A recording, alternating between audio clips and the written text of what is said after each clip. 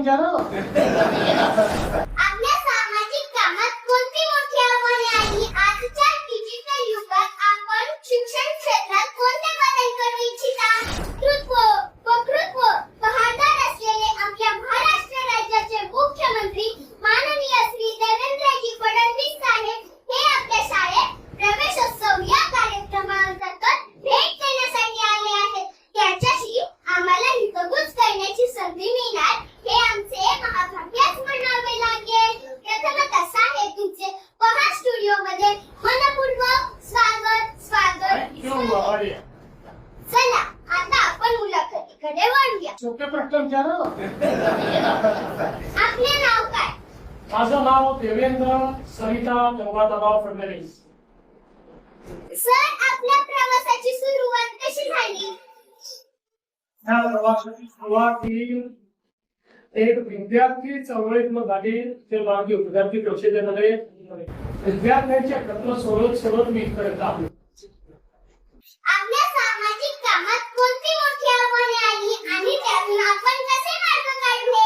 कुठल्याही सामाजिक पणात आव्हान असतातच.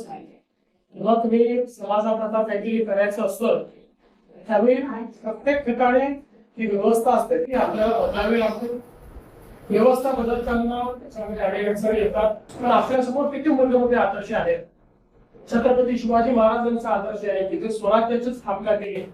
त्यांना स्वराज्याची स्थापना करताना मुलाची लढावं लागलं, काही मुलांना स्वकीयाची लढावं लागलं. पण त्यांनी त्या आव्हानांचा सामना करून व्यवस्था उभी केली. आपल्यासमोर भारतरत्न डॉक्टर बाबासाहेब आंबेडकरांचा आदेश आहे. चांगलं काम जर आपण केलं तर चांगल्या कामामध्ये आपण यशस्वीच होतो, कधी अयशस्वी होतो.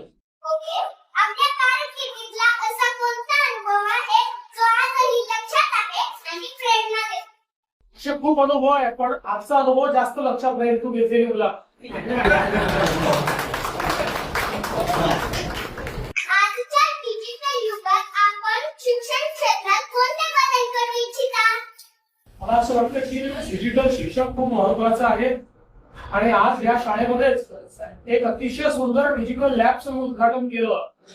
ही इंटरॅक्टिव्ह आहे. त्याच्यामध्ये विषय देखील आपल्याला श्राव्य माध्यमातून पाहायला मिळतो. त्याच्यानंतर त्याच्यावर प्रश्न देखील आपल्याला विचारता येतात आणि त्याच्यावर आपल्याला परीक्षाही देता येतात. मला असं वाटतं की आता डिजिटल युगामध्ये डिजिटल शिक्षण हे अत्यंत महत्वाचं आहे.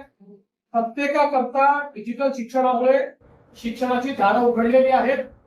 तर जगातली कुठली गोष्ट ही आता आपल्याला शिकता येते. त्यामुळे मला असं वाटतं की आपल्या शाळेतल्या आता जे डिजिटल लॅब आहे तुमच्यापैकी प्रत्येकाने त्या डिजिटल लॅब मध्ये जाऊन डिजिटल शिक्षण घ्यायचं. थँक्यू सर, तुमचा मौल्यवान वेळ दिल्याबद्दल खूप खूप थँक्यू. धन्यवाद. थँक्यू. तुझा पण मौल्यवान वेळ दिल्याबद्दल तिथे आला.